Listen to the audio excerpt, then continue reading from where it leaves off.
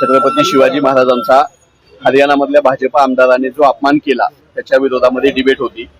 त्या डिबेटमध्ये मी भारतीय जनता पक्षाचे प्रशांत कोरटकर, श्रीपाद छिंदम, राहुल सोलापूरकर, भगतसिंग कोश्यारी, जे भगवान गोयल ही माणसं शिवाजी महाराजांचा अपमान वारंवार कसा करतात असा मी सवाल उपस्थित केला। ती चर्चा वादळी चर्चा होती, पण वैचारिक आणि संयमी पद्धतीने मी चर्चा करत होतो। चर्चा झाल्यानंतर चर्चेच्या दरम्यान मला आमच्या प्रदेशाध्यक्षांचा हर्षवर्धनजी सपकाळ यांचा फोन होता एका कामासाठी, तो घेता आला नाही चर्चा असल्यामुळे। चर्चा संपल्या मी स्टुडिओमध्ये बसूनच आमच्या प्रदेशाध्यक्षांना फोन लावला।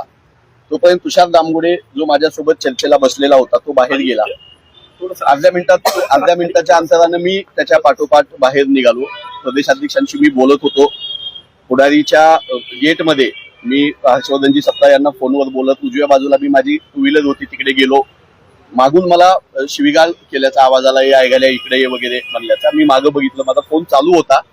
मागं बघितल्यानंतर मी ते 3-4 जण उभा होते, त्या तुषार दामगुडे या एकाला मी ओळखत होतो। तिथे गेल्यानंतर तू फोन ठेव ऐकायला हर्षवर्धन सपकाळ बोलल्यानंतर तुला राग का येतो असं म्हणून पहिला त्यांनी जाब मला विचारला आणि हर्षवर्धन सपकाळ का तुझा बाप आहे का भाऊ आहे असं त्यांनी मला विचारलं। मी फोन कट केला आणि मी बोलताना मी त्याला प्रतिवाद करतोय तोपर्यंत त्यानं दुसरं मला सांगितलं की भाजपाला तू एवढं का तोंडाची वाफ दवडतो, भाजपाच्या विरोधात का बोलतो आणि उजव्या बाजूला बघ माझ्या कमरेला काय आहे असं म्हणून दाखवलं। मी उजव्या बाजूला बघितलं तर त्याच्या कमरेला पिस्तूल होतं, शर्टाची बाही वर करून तुम्हाला पिस्तूल दाखवत होता।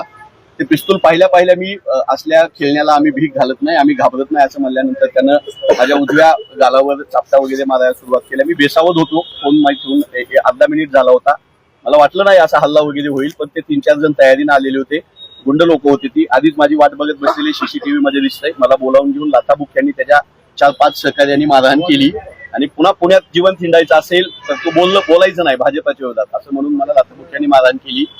पुण्यामधला पत्रकारितेमधला कॅमेरामॅन मित्र माझा निखिल करंदीकर यानं मला त्या सगळ्या गुंडांच्या तावडीतून सोडवलं। पुढारी ऑफिस मधली पत्रकार सगळे बाहेर आले, लोक गोळा होत आहेत म्हणल्यानंतर आणि मी तिथंच थांबून आहे आक्रमकपणे, तुम्ही मला घाबरवू शकत नाही असं म्हणल्यानंतर मला अस्वस्थ होत होतं, मला आताही अस्वस्थ होते।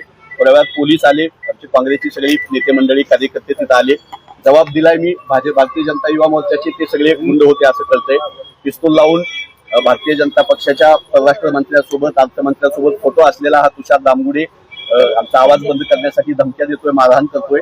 मी मेडिकलला जातोय, माझ्या बलगाडीमध्ये लाथा बसलेल्या आहेत। माझ्या अगोदरच मला एक जखम होती, नाकाला त्यांनी मारलेला आहे, मला अस्वस्थ होते।